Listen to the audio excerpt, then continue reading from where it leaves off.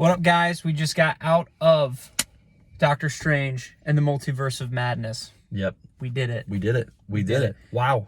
And don't look, I mean, we have the DC shirts on tonight, but it's fine. Yeah, we did not come out of Batman versus Nightwing. No, we did not. Or Superman versus Nightwing.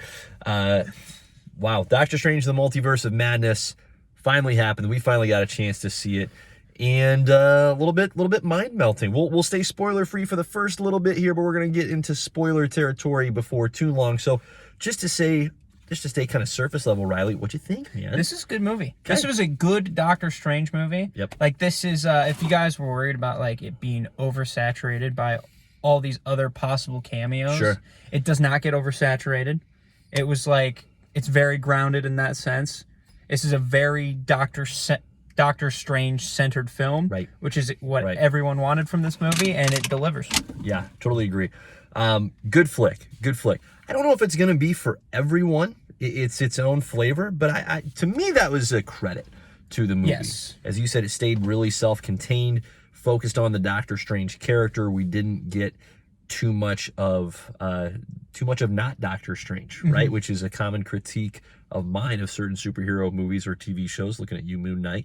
So it was great to see a lot of Doctor Strange, great to see a lot of additional, we're not seeing Stephen Strange, we're seeing Doctor Strange throughout the movie. Yep. So that was refreshing.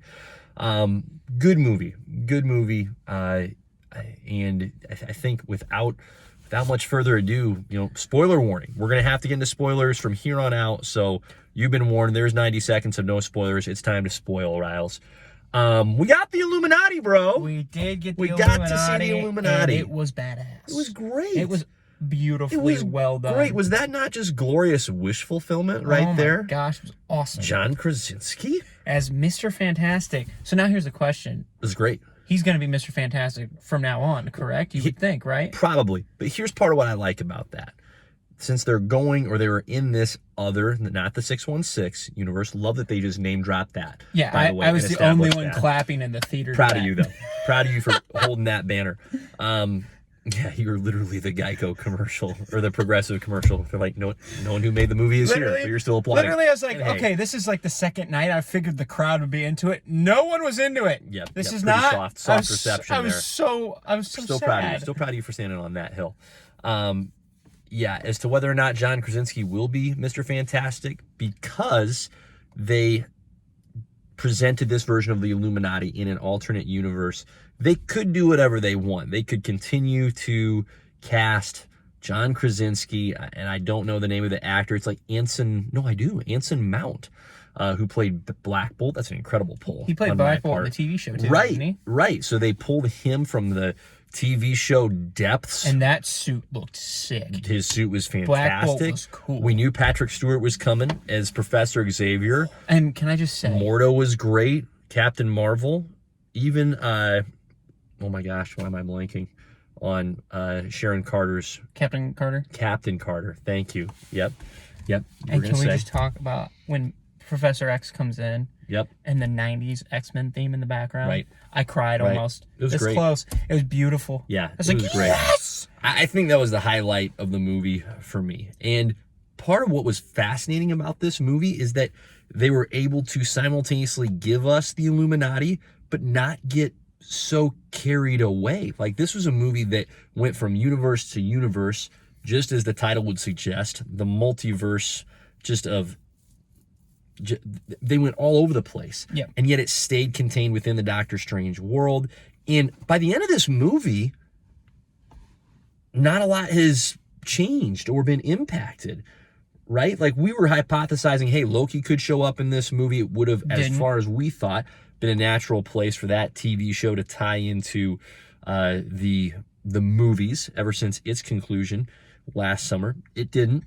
That's maybe my one disappointment or main disappointment, but they didn't have to either. I'm also, that's more of a minor, I wish that would have happened, rather than a genuine gripe with this movie. It was fascinating how they managed to find that balance of, hey, we're doing a lot of unique, bizarre things without losing their way and keeping it in a really, I think, well-contained set of boundaries. Sam Raimi did it again. Yeah, you did it very again. Impressed. If like this is like perfect for like the magic part of Marvel. Yeah. It's done so well. Yeah. Like mentioning all the other things. Yeah. Loved the unique action sequences, whether it was between multiple Doctor Stranges or the Illuminati and Wanda. That was outstanding. Wanda was good. She was good. That was sad. Like, I don't wish that for her character. That was depressing. It was. And I, especially since the WandaVision show, was really hopeful that we were going to get a redemptive arc for her. And she did. Yeah, towards the end. Yeah. She does redeem herself, but I don't want it to be at the cost of her life, right? Like, I enjoy that character. I want her to be around. As far I want as her to we be. know. Sure. That's fair.